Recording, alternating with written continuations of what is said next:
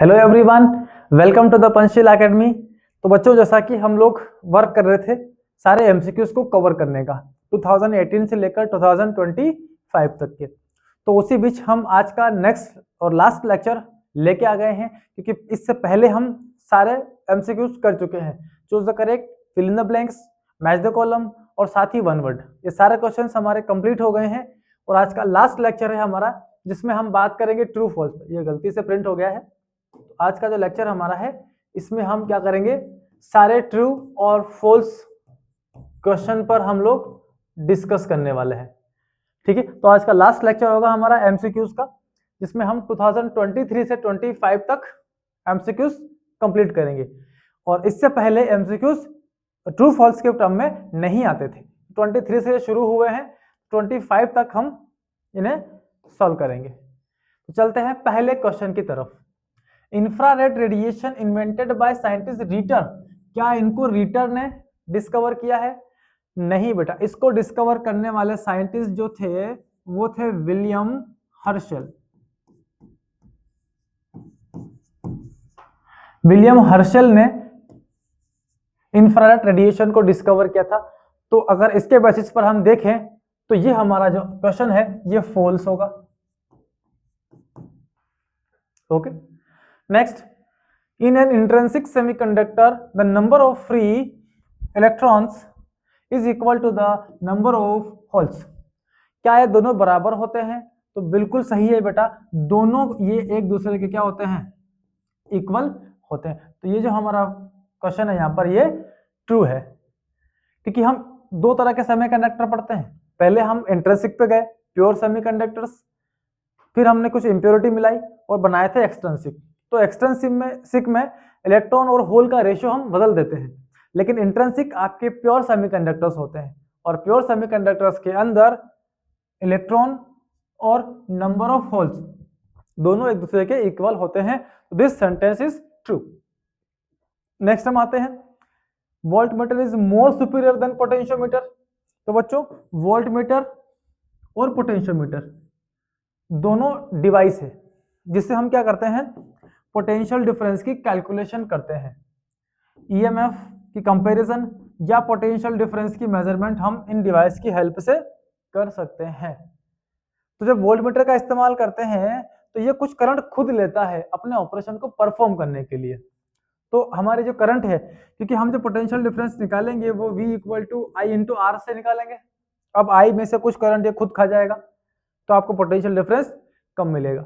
लेकिन यहाँ ऐसा नहीं है, ये भाई साहब काम करते हैं नल डिफ्लेक्शन पर, मतलब zero current. I equal to कितना लेंगे, जीरो करंट लेकर आपको पोटेंशियल डिफरेंस देंगे। तो कुछ भी करंट नहीं खाते हैं। तो सुपीरियर कौन है? पोटेंशियोमीटर। किससे? वोल्टमीटर से। यहाँ पर उल्टा लिखा हुआ है, तो वोल्टमीटर इज मोर सुपीरियर, बिल्कुल नहीं होगा, ये होगा हमारा फॉल्स। ठीक है, नेक्स्ट हम आते हैं, de Broglie waves are electromagnetic waves. तो बच्चों, हमने वेव्स तीन तरह की पढ़ी है, इलेक्ट्रोमैग्नेटिक वेव, मैकेनिकल वेव और मैटर वेव। यहाँ पर जो डी ब्रोगली ने अपनी वेव थ्योरी में एक्सप्लेन किया है कि हर पार्टिकल अपने साथ एक वेव कंसिस्ट करता है, उसको हम बोलते हैं मैटर वेव। तो डी ब्रोगली वेव एक मैटर वेव है, ये इलेक्ट्रोमैग्नेटिक वेव नहीं है। और इनका कहना है de Broglie waves are electromagnetic waves. So this sentence is also false. ठीक है बच्चों, तो ये हो गए हमारे 4 ट्रू फॉल्स 2023 के। नेक्स्ट हम आते हैं, atom is a positive particle. तो भैया, एटम का जो नेट चार्ज होता है वो नेट चार्ज हमेशा जीरो होता है, जितने प्रोटॉन उतने ही इलेक्ट्रॉन, तो नेट चार्ज जीरो। और ये बोल रहा है क्या एटम पॉजिटिव है? बिल्कुल नहीं होता है। ये सेंटेंस भी क्या हो गया इसका, फॉल्स है। Next, the average power supply to an inductor over one complete cycle.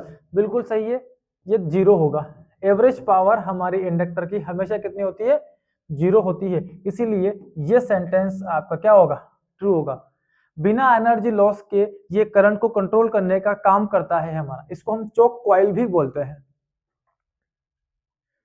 Working of microwave oven is based on the radio waves. False है, रेडियो वेव पर ये वर्क नहीं करता है। भाई माइक्रोवेव को थर्मल एनर्जी चाहिए, तो वहां पर अल्ट्रावायलेट रेस का हम लोग इस्तेमाल करते हैं। तो रेडियो वेव का कोई काम नहीं है हीट एनर्जी को जनरेट करने में। ये भी फॉल्स हो गया हमारा। चलिए हो गए सारे। तो नेक्स्ट आते हैं हम, the electric field inside cavity is always zero. बिल्कुल सही है। मान लो ये कोई कंडक्टर है या कोई कैविटी है, तो इसके अंदर इलेक्ट्रिक फील्ड लाइन चलती ही नहीं है। इलेक्ट्रिक फील्ड लाइन सरफेस से स्टार्ट होकर सरफेस पर ही फिनिश हो जाएगी। इसके अंदर जो नेट इलेक्ट्रिक फील्ड होती है वो हमेशा जीरो होगी। This sentence is true. Okay, next, resistivity of semiconductor increase with increase in temperature. Temperature बढ़ने के साथ सेमीकंडक्टर की कंडक्टिविटी बढ़ती है, मतलब रेजिस्टिविटी घटती है। और यहां बोला है क्या इंक्रीज हो रही है, तो नहीं होती है। ये भी क्या हो गया आपका, false.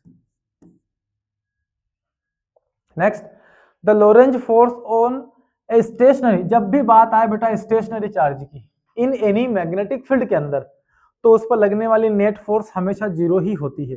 F equal to zero, क्योंकि स्टेशनरी चार्ज है, वेलोसिटी इक्वल टू क्या होगा, जीरो। तो इसके पास स्पीड नहीं है, तो फोर्स भी, फोर्स क्या है आपका, F equal to q v B sine theta. अब वेलोसिटी अगर जीरो है तो फोर्स भी क्या होगी उसकी, जीरो होगी। तो ये सेंटेंस हमारा होगा यहाँ पर true. Okay, this sentence is true. Next, electromagnetic wave can not propagate through any physical medium other than vacuum. क्या वैक्यूम के अलावा कहीं भी इलेक्ट्रोमैग्नेटिक वेव प्रोड्यूस नहीं हो सकती है? तो इसे किसी ऐसा कोई बाउंडेशन नहीं है, ये हर मीडियम के अंदर क्या कर सकती है, ट्रेवल कर सकती है। तो ये क्या हो गया आपका, false. Silicon germanium both are example of compound semiconductor. Silicon और जर्मेनियम बेटा ये एलिमेंटल सेमीकंडक्टर्स होते हैं, कंपाउंड के नहीं है ये। तो ये सेंटेंस हमारा होगा फॉल्स। चलिए क्लियर है सारे वन वर्ड्स, सॉरी सारे ट्रू फॉल्स। तो आते हैं हम नेक्स्ट क्वेश्चंस की ओर। Electromagnetic wave can not propagate through any physical. अच्छा दोबारा आ गया है ये, कोई बात नहीं बेटा, ये तो अभी देखा अपन ने, ये तो फॉल्स है हमारा। और silicon germanium both are example of compound, तो ये भी क्या आ गया आपका, फॉल्स। ठीक है ना। Electromagnetic wave can not propagate through any physical medium other than vacuum. इधर तो फॉल्स ही किया ना अपन ने, हाँ ठीक है, फॉल्स करेक्ट है, ये भी फॉल्स ही है। चलिए नेक्स्ट पर आते हैं। Inside the conductor electrostatic field is zero. सही है, अभी देखा अपन ने, true. Magnetic field lines always form close loop, हमेशा क्लोज लूप बनाती है, बिल्कुल ये भी ट्रू है। इलेक्ट्रिक फील्ड लाइन मैग्नेट के दो पोल से इस नॉर्थ से चलती है तो साउथ की तरफ जाती है, और साउथ से चलकर कहाँ आती है, नॉर्थ की तरफ। तो एक क्लोज लूप बनाती है, नॉर्थ से स्टार्ट होके साउथ की तरफ एंट्री, और अंदर साउथ से कहाँ होती है इनकी डायरेक्शन, नॉर्थ की तरफ। तो ये हमेशा क्लोज लूप ही बनाती है। नेक्स्ट है, frequency is maximum for long radio wave. तो गामा रेस की फ्रीक्वेंसी सबसे हाई होती है, वेवलेंथ सबसे छोटा। जैसे जैसे आप नीचे आते हो और आखिरी में आते हैं हम रेडियो वेव पर, तो फ्रीक्वेंसी क्या हो जाती है, लो। ये क्या बोल रहे हैं, frequency is maximum for long radio wave, नहीं, तो ये होगा फॉल्स। चलिए नेक्स्ट आते हैं। For unpolarised wave the displacement remains constant with respect to time. ऐसा नहीं होता है बच्चों, ये कांस्टेंट नहीं होता है, ये फॉल्स होगा। नेक्स्ट है, average value of alternating current is zero for full cycle.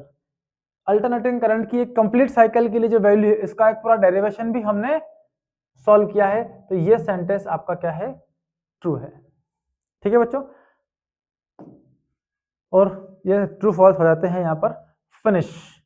सारे ट्रू फॉल्स भी हम लोग कर चुके हैं, सारे एमसीक्यूज भी हम लोग जो पिछले fill in the blanks, match the column, one word, सारे हम कंप्लीट कर चुके हैं। आज का ट्रू फॉल्स या एमसीक्यू से रिलेटेड लास्ट आपका लेक्चर था, जिसमें हम सारी चीजों को कवर कर चुके हैं। अब अगर आप इन सभी को अच्छे से पढ़ लेते हैं तो आप हाईएस्ट मार्क्स को अच्छे तरीके से आपकी बोर्ड एग्जाम्स के अंदर अचीव कर सकते हैं। ठीक है, पढ़ते हैं बच्चों आप, और हर टॉपिक को अच्छे से याद कर लें आप। ठीक है, गुड लक।